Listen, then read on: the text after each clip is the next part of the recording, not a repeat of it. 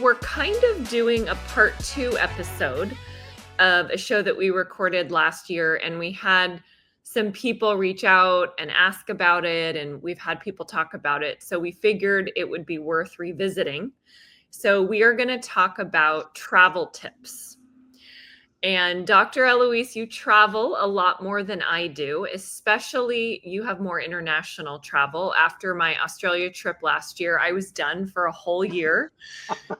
A 13 or 14-hour flight is not my jam. And I don't fly first class. If I did, I would probably think very differently. But I was back in the steerage and it was a little rough.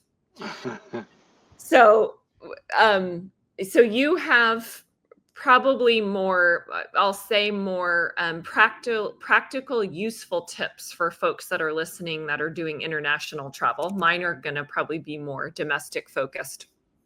And then I took a little bit different approach last time. And again, if you haven't listened, go back and look at the travel tips episode. What I shared last time were things that I actually do that I have found super, super useful. My tips today are going to be more focused on fun, creative things that I'm planning to do when I start traveling. So I kind of took the topic and did a little bit of a twist to it.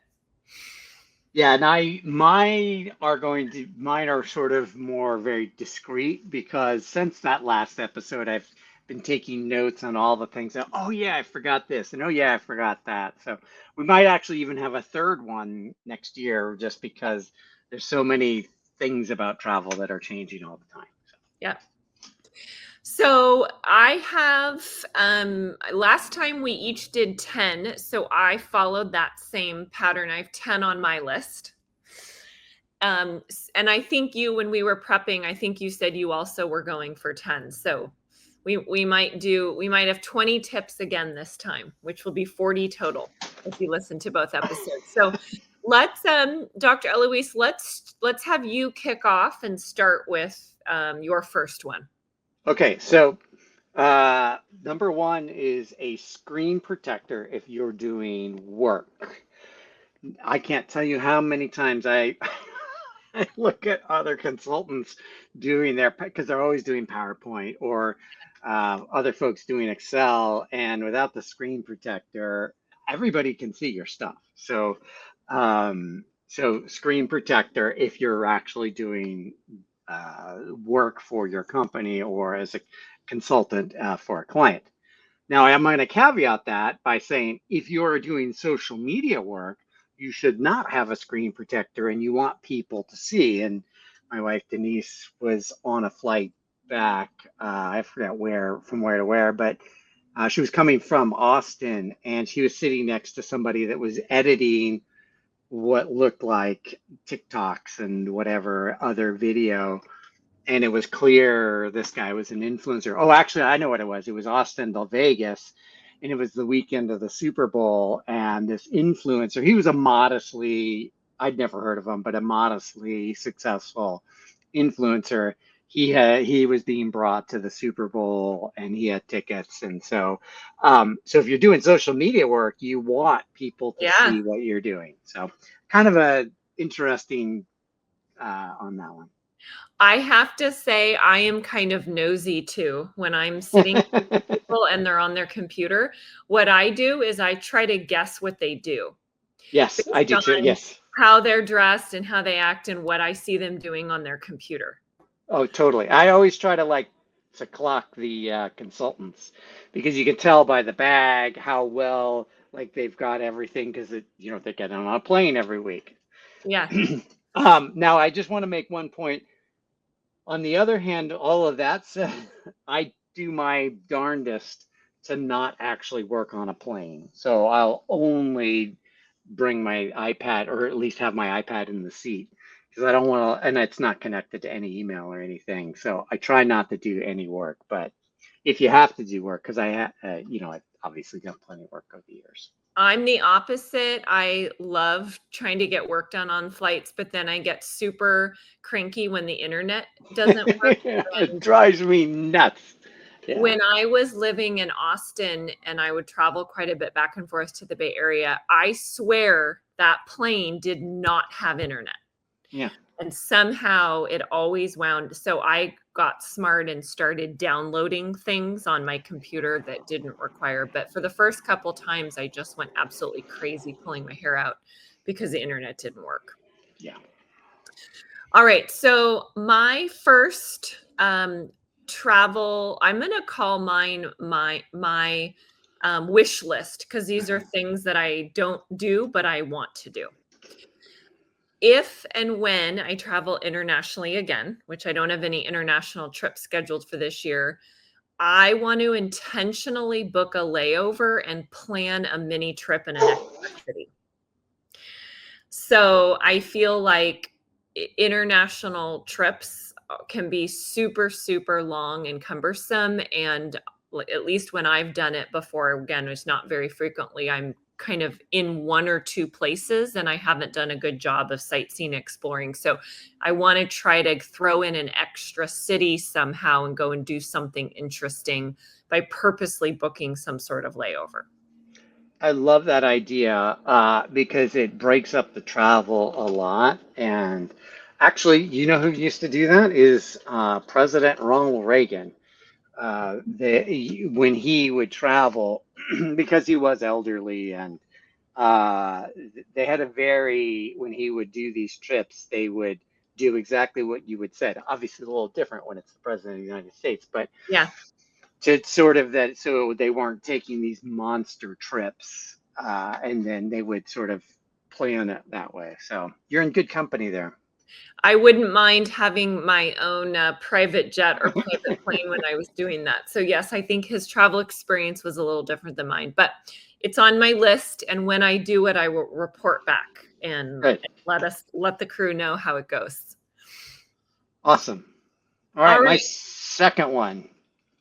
So there's been a new trend uh, of okay, they're called belt bags. What they really are, though, if you grew up in the 80s and 90s, is shout out to our last episode, Yes. is they're really the next incarnation of fanny packs.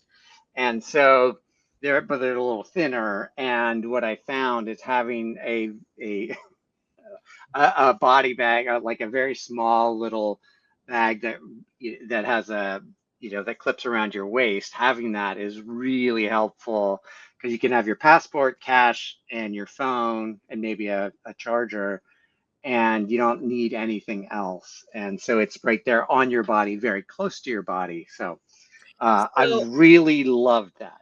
I feel like the Lululemon fanny pack has taken over. Everywhere I go, I see people with their Lululemon fanny pack. There you Or go. the knockoffs are different versions, but especially when I was in Vegas a couple weekends ago, I feel like almost everyone that was walking on the strip had a fanny pack.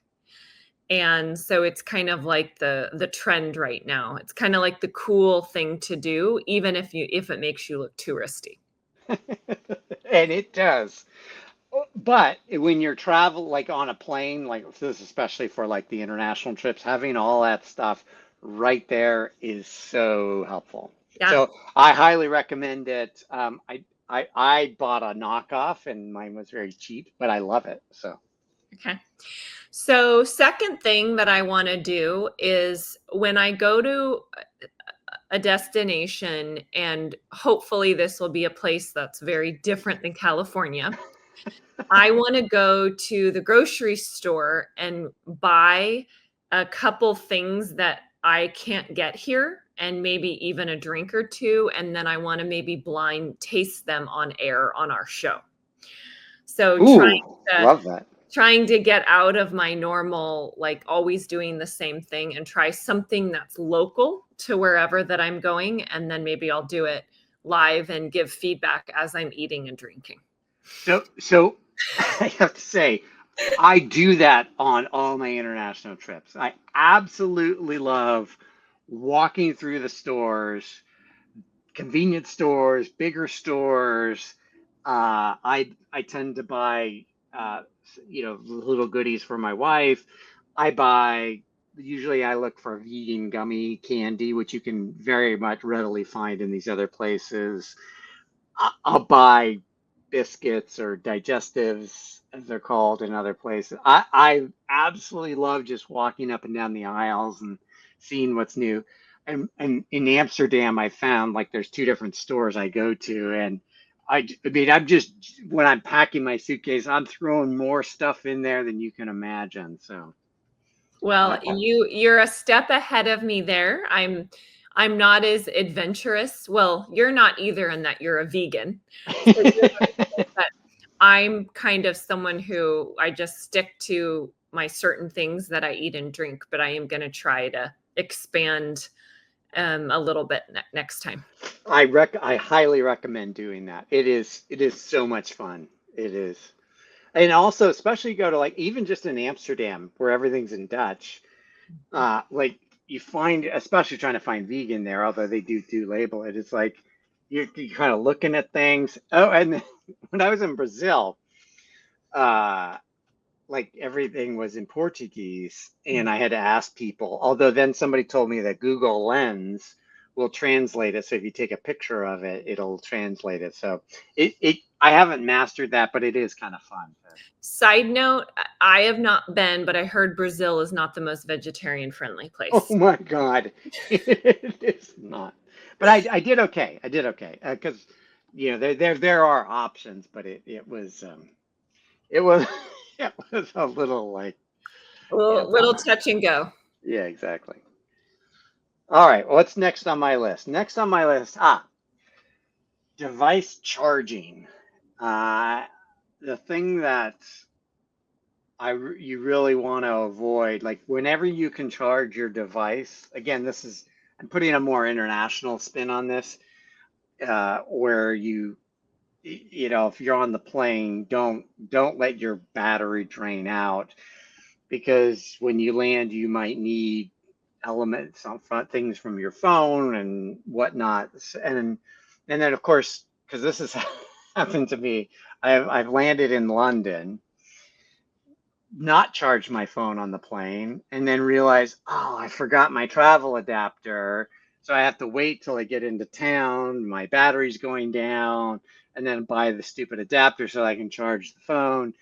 So you want to, I mean, obviously, definitely want to have the right adapters and not leave them at home. But also, just if you get a chance, always charge your phone and keep it charged because it's a safety thing as much as anything else. Yeah, and I think I shared on our previous episode, there are some really good mobile charging devices you can buy. I bought a 3-pack. Heather Foch, who's a dear friend of mine, she was actually at my house and had one of them. And I was like, that's amazing. And she gave it to me and I bought a 3-pack. But it's something that you can kind of slide on the bottom of your phone and carry around. But there's lots of options. And I would recommend having at least one of those packed away somewhere in case you can't easily go to a typical or normal outlet. Yes. All right. So number 3, I've called this, and I don't have a better name for it, Dice Walk Discovery. And this is where I actually bring dice or some random way to pull a number and go into neighborhoods that are really real and authentic in the city that I wouldn't normally walk through or drive through. So if I'm planning to go somewhere, spend a little bit of time as I'm driving, say, 3rd stoplight, 8th stoplight, and kind of detour a little bit, because sometimes I think I get too focused on getting to and from where I'm going instead of actually taking time to explore the local culture. And I think you can learn a lot about going through some local neighborhoods. I 100% agree. And oftentimes, trying to find vegan food takes you to those neighborhoods. So definitely, I love because I have lots of sort of memoir in my sort of writing where I'll sit in these places and just observing, and it's so fascinating. I mean, it's such a highlight. I love that more than sightseeing. So big fan. All right, number 4 for me if you have a reusable travel bottle, which you should, and fill it up before you get on the plane because you never know how long you're going to be delayed, and having good fresh water is a lifesaver. So I like to fill up my bottle before getting on the plane. And when I land, if I see a water station, I'll fill it up on my way out, and just in case, you know. Well, I'll get to my next couple ones. My next couple items are related, but always having water with you is a really good thing. And make sure you have a backpack or purse that has a spot to hold a water bottle. Yes. If you just throw your water bottle with your computer or other things, guaranteed at some point it will spill and become Oh a my God. total mess. I have more stories of spilled tea, spilled water, spilled everything. Like that is, yeah, that piece of advice right there is everything. All right, my number 4 is going to either a local bar or very casual local restaurant and asking your server or bartender, where would you take a friend for under $20? Mm.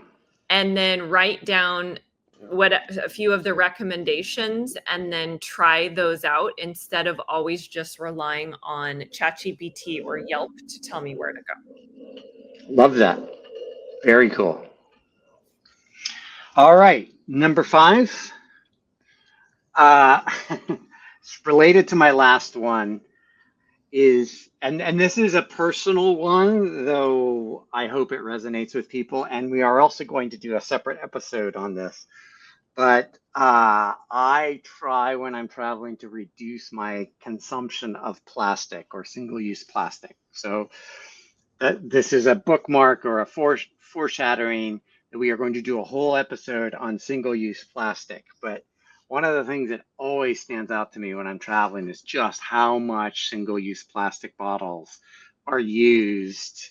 And so again, bringing my water bottle with the pocket, although I don't have one of those yet, but I will. I tried to go through an entire international trip with using no plastic, sort of single-use plastic. Now, I haven't been able to do that, but I think I did it in London once. But by and large, I that's my goal, and so I'm always trying to see. It's sort of a game I play to see if I can take a trip without having to use single-use plastic. So, kind of related to this, kind of ties into the water bottle one that you mentioned above. One of my biggest pet peeves is when I go to a hotel and I'm a gym person, so I bring my workout clothes and I go to the gym, and they have their water machines that don't allow water bottles. Yeah. So if you are in the hospitality industry and you have a gym, please make it so people can fill up water bottles in the gym, because what happens is they have just the little tiny space behind, so you can't fill it up. So then they have often those little mini waters or Yeah. the like 8-ounce, and then you have to take it because you can't fill your water bottle. Yep. Exactly. All right. So number 5 for me is riding a tram, bus, or metro line from end to end. That is awesome. I feel like it's a very cost-effective way to see, again, being more authentic and seeing some more natural culture where I'm going versus just going from hotel or to hotel or, meeting to meeting. So I was on a trip a couple years ago and got on the wrong bus and wound up kind of going a couple hours, and it was not planned, but I thought it was really interesting and one of my favorite parts of the trip. So I want to intentionally now plan this ahead of time and do from start to finish. When I'm in Chicago or New York, riding the L or the subway, and just because you really, especially when you get outside the main area, the downtown areas, you really start to see you see so much more, and I just absolutely love it. So yeah, and I'd never thought to go from one end to the other, but that's brilliant. I love that. All right, we're on Sorry. your number 6. My number six is related to the last one, but I was gifted a smart water bottle. So that essentially what it does, and it's like the one that you I think you had the With Life my Straw. built-in filter? Yeah, the built-in filter. So this one is a built-in UV light. I haven't decided if I like this or not, but it's worth talking about because you basically can put in any tap water and then you just hit the button and it UV lights it for 30 seconds or 60 seconds, whatever it is, and then you have drinking water. And it always cracks me up when I have to charge my water bottle. But I just thought that was it's something I've been trying to work into my travel routine is bringing the smart water bottle, which I had never heard of until it was gifted to me. So So is the lighting supposed to be better than the filter? I don't know. I don't know So that I know. I I don't know if I know enough about the pros and cons between those. I don't either, but I did when I've used it. It has tasted pretty good, but anyway, so I don't know the answer, but I just thought it was funny to have a smart water. All right, my number 6 is each night of my trip recording 5 15-second clips. Ooh, And these are kind of different than normal, just kind of walking around. So a smell, a sound, a quote, some super small thing that I found interesting. And then um, it will, I think, make vivid audio for whatever I decide to create after my trip, whether it's something that we play on the podcast or something that I put together. But I feel like when I travel, I do a lot of the same types of pictures and videos. And I want to do things that are a little bit more unique and interesting. I love that. Uh, I've aspired to do that and haven't been able to do it. So I applaud you. That sounds amazing. All of these sound really good. The problem is incorporating. So you can't do Yes. all of them. I'm going to pick like one or two, right, for a trip Yeah. and start there. Yes. Okay. So my number seven is stacking bags. And what I mean by that is, and this is getting very nuanced, but I can't tell you how many times, because right now my tote bag doesn't have a sleeve, so I can't slide it into the top of my rolling suitcase. And I can't tell you the number of times my tote has fallen over, the everything. Because in my last trip, I was just having all kinds of problems with all my bags, and because I also checked a couple of bags. So having bags that are in a series that either connect to one another or slide into each other, I'm con I'm all in on that now because I've had just I bought this bag and I bought that bag and with no rhyme or reason. It's called the rando luggage, and that's where I'm at too. That nothing matches. Exactly. Yes. So I am getting away, or I need to get away from the rando luggage, as you say, and sort of have a much better design because it was when I went to Australia, New Zealand, having all these bags and this bag's falling over, and I'm trying to, anyway, it was a complete mess. I mean, like mess, mess, mess, mess, mess. So I now need stackable sort of design, well designed sort of to go together. And on I would say my last 3 trips, I would say 95 to 97% of the bags are black.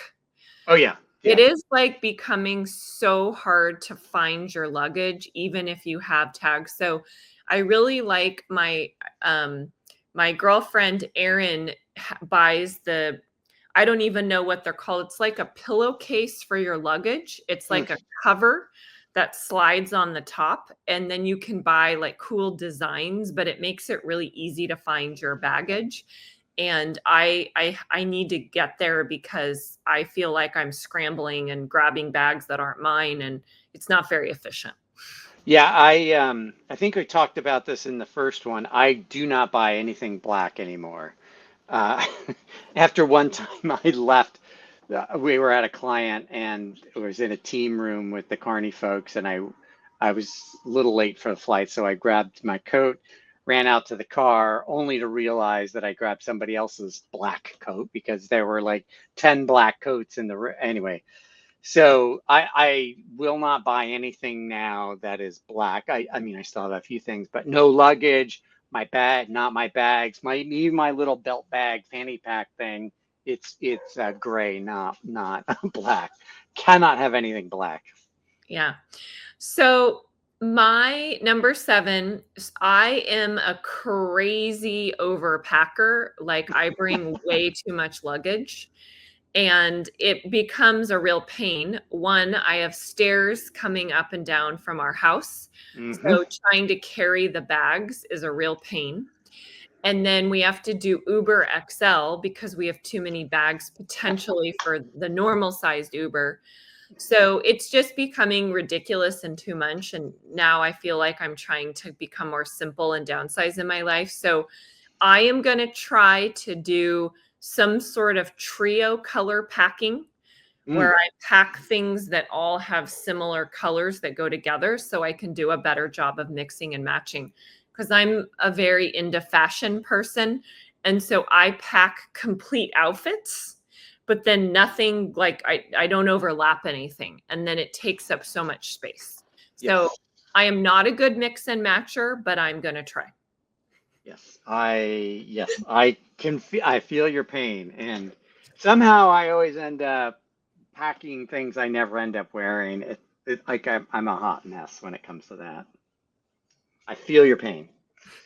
Okay, my number 8 is related to the finding bags, color coding bags and whatnot, is having custom luggage tags. And so what I do is I take my business card and you go to Kinko's or whatever it's called, FedEx Print, and they'll laminate it as a baggage tag. And it's an easy way to stick these on all your bags, on my tote, on whatever when I'm traveling, so that it so everything is at least identifiable.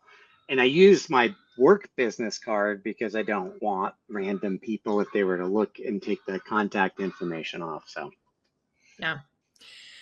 Luggage tags are, I feel like, kind of old school. And I feel yeah. like we're going to come up there. Someone's going to create a better way to digitally identify. It kind of makes me think of like the old school days of handwriting things.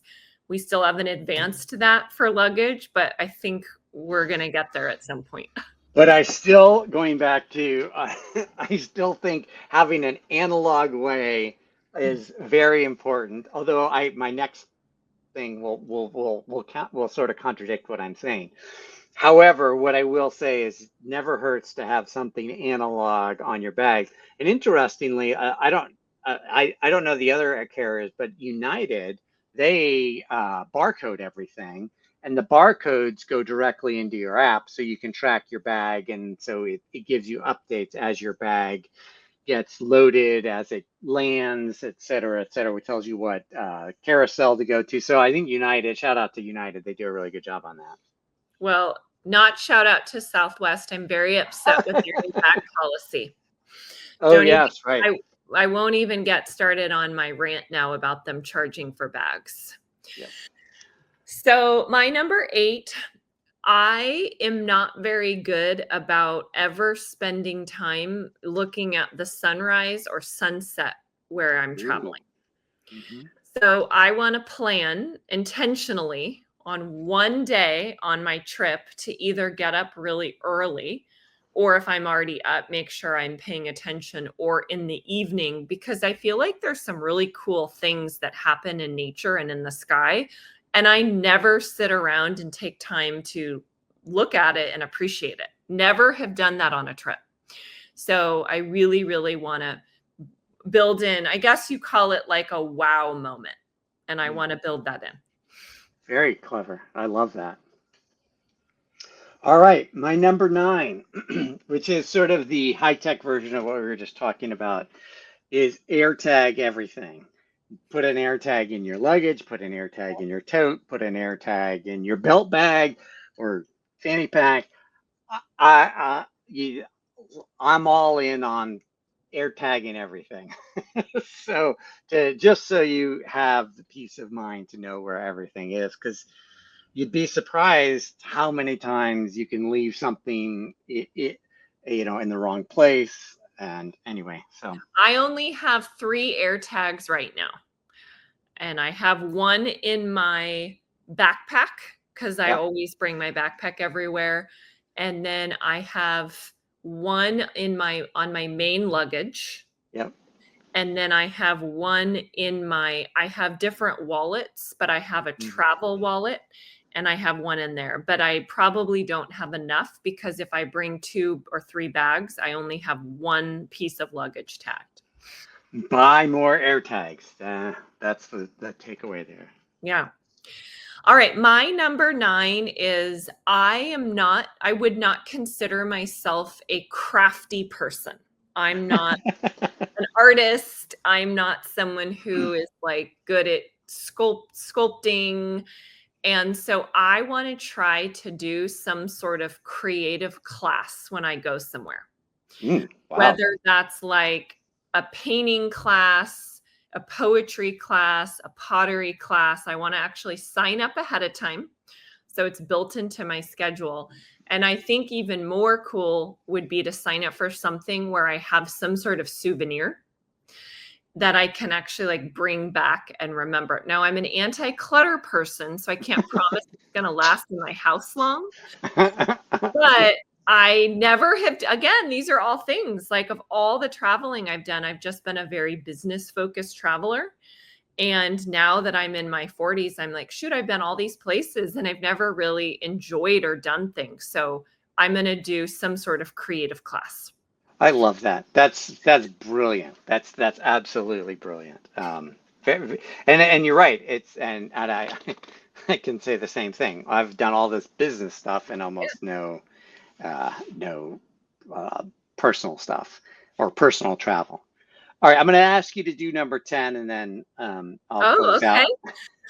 All right. So my number 10 was actually inspired by our episode our newest episode, which is things we missed from the 80s and 90s. And one of the things that you said is that you're going to start writing handwritten letters. I have horrible handwriting. I'm not a very good handwriter. I type everything. I do notes on my phone. But I got to thinking, and so something that I want to try to incorporate is sending myself a postcard from my trip. Mm, So I get it when I'm back home. I love that. That And is brilliant. so a couple things, it'll force me to again have some sort of memory or like little souvenir thing, but it also will force me to write, but I won't have to write a lot. That is Postcards so have cool. like a very small limited space, so I feel like I can fit a couple bullet points and that's it, because if I have to sit down and write myself a letter, I probably won't do it. That's so cool. I love that. That's very, very cool. The only question is, how do you find postage in the places? And You know what? So I think if I'm traveling domestically, which for me, that's my normal, is I'll bring postage. I'll right, just have it in my wallet so I won't have to deal with it, because trying to find a post office or somewhere, I agree that'll make it more complex. And most places where you go to buy a postcard, at least I don't think they sell postage. So I will need to be proactive and make it easier. yeah. Okay, so my number 10, Oh my gosh, I'm kind of afraid now. I know. I'm going to like brace myself here. So this one's for the ladies. And so if you're a guy, you're welcome to log off now.